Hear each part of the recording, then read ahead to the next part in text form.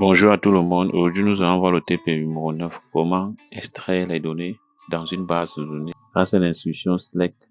Voici l'ensemble que nous allons exécuter qui se trouve dans un fichier test. Donc, nous allons exécuter requête par requête. Pour cela, nous allons ouvrir notre outil SQL Developer. On passe sur le menu démarrant, on tape SQL Developer. Donc, voici, on clique dessus. Voilà l'outil SQL Developer qui est ouvert. Maintenant, nous allons exécuter les requêtes qui se trouve dans le fichier test.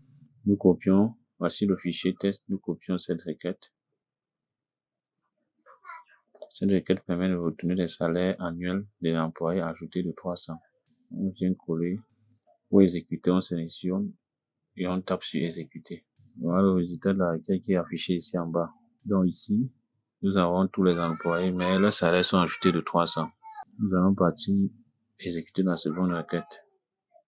On tape entrée. Voici la seconde requête que nous allons exécuter. On copie.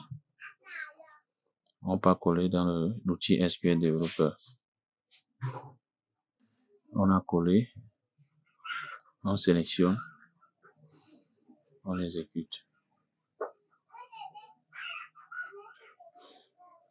Cette requête permet de retourner le salaire annuel d'employés. Après avoir eu ajouté de 100 francs leur salaire. Quatrième requête, retourner les commissions des employés. Cette requête permet de retourner les commissions des employés. On sélectionne, on colle, on tape entrée, on colle. On clique sur exécuter. Voilà les différentes commissions. Vous allez constater que la majorité des commissions des employés sont nulles.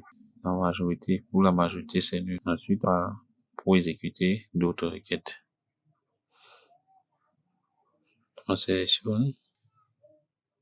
Cette requête permet de retourner les numéros de département des employés. On sélectionne.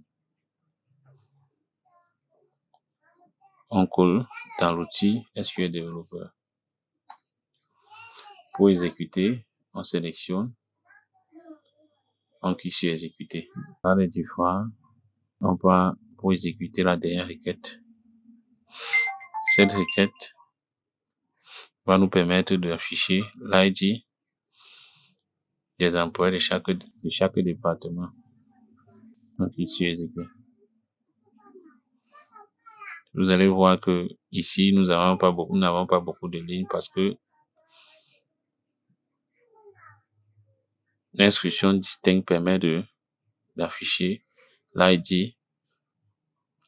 Une fois qu'on affiche un employé, c'est-à-dire on affiche l'ID, on n'affiche pas deux mêmes ID simultanément. Donc, chaque ID, une fois qu'on affiche un ID, on affiche l'autre différent de l'autre. Donc, distinct permet de ne pas afficher le même ID pour un employé. Je vous remercie de votre aimable attention. Pour plus d'explications, veuillez me contacter avec le numéro qui s'affiche en bas de l'écran.